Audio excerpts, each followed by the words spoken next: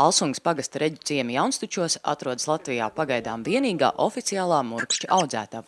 Audzētavas saimniece Silvija Tetere ar murkšķa audzēšanu nodarbojas jau vairākus gadus, un viņas pārziņā šobrīd ir vairāk kā 40 šo eksotisko dzīvnieku. Vienkārši izdomāju, lai būtu ko darīt, cilvēkiem, lai būtu patikšana, atved murkšķus, kas Latvijā nav. Daudz, kas arī man tonus dod, kad cilvēki ļoti atzīst viņus, ļoti daudz labus vārdus es dzirdu.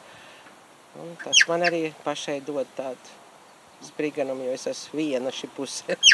Es pašreiz murkšķīši mainu savu kažoku, un kažoks ataugs jūlijā. Tad, kad viņi iet gulēt, ka visiem zvēriem runā sakots, tad viņi spīd un laistās kā samts. Kas būtu cilvēkam nepieciešams, ja viņš grib tādu murkšķi turēt? Ar ko viņam jārēķinās? Jānodrošinās, lai neizbēgtu. Kārtīgi būri, kārtīgi aizveramie un arī vēl vienu papildu žodziņu riņķi.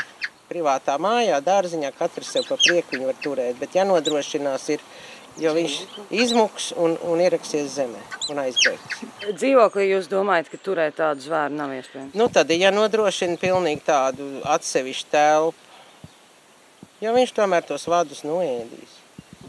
Un ja būs tāda švakāka siena, tad arī kaimiņam var aiziet ciemos vienu vakaru. Cilvēkam ir ļoti, ļoti jāpadomā, jo viņi tomēr izaugs ļoti lieli, no 12 līdz 15 kg. Dzīves ilgums ir 10-15 gadi. Un tad ir mazuļi, kad viņam ronās pēc 2-3 gadiem. 4 gadi arī citā. Cik daudz mazuļi, cik ilgi jāgaida? 42-45 dienas iet grūtniecība. Dzimst man ir augstākais bijis 8, no 2 līdz 8. Brīvā dabā noteikti vairāk. Viņi tomēr ir brīvās dabas dzīvnieki pārsvarā. Daudz vairāk, es domāju, nekā viens otrs, jo viņi tiešām ir kolonijas zvēri un diezgan laužās uz brīvību. Infekcijas viņiem nelīp tādas, kā trušiem. Pārsvarā, kas pērk, viņi tur trušu vietā, tāpēc, ka nav infekcijas. Bet viņš jau maz vairojās. Cik metienu gadā? 1. Atmožās, sapārojās, pačuč, vēl ir augsts sniegs, protams, sals, vēl paguļ. Un tad, kad možās marta vidū, marta beigās jau ir ronās kādam mazuļi. Murkšķis ziemas miega guļ 4 mēnešus mūsu apstākļos. Vai no ziemas miega viņu var arī pamodināt? Jā, bet viņš mirst ar infarktu, jo viņam viss asins riti jau ir palēnināti, viss sirdsdarbība palēnināta. Viņu satrauc, pieceļ, un tad viņi arī mirst. Jums ir bijuši tādi gadījumi? Jā. Man 2. gadā pēc atvešanas decembrī ved koku materiāls no meža, tie garām zemi bija sasalus un 3 gabali aizgāja bojā.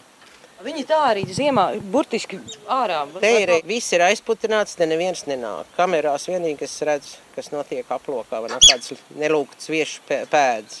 Bet, paldies Dievam, vēl joprojām visi kārtībā. Cik maksā murkšķis? Viņi maksā līdzīgi seska vērtību viņam šitiem maziem mēnešu veci. Tas 165. Es cilvēkam paprastu tikai 35 lats par to, ko viņš ir apēdis. Jo es nevaru, man neviens nemaksās 100 latu par to vienu mazu. Nebūs ko maksāt. Ko ēd murkšķis? Murkšķis ēd cūkpiens, gāri, šāboliņi, stiebra zāli neēd. Kartupeļs vārīts, trušu kombikormu, kvieši garšo, saulspuķu granulas tagad ir pieradināti, kukurūzu vālītes rudenī. Un našts ir zemesrieksti. Tas ir našts.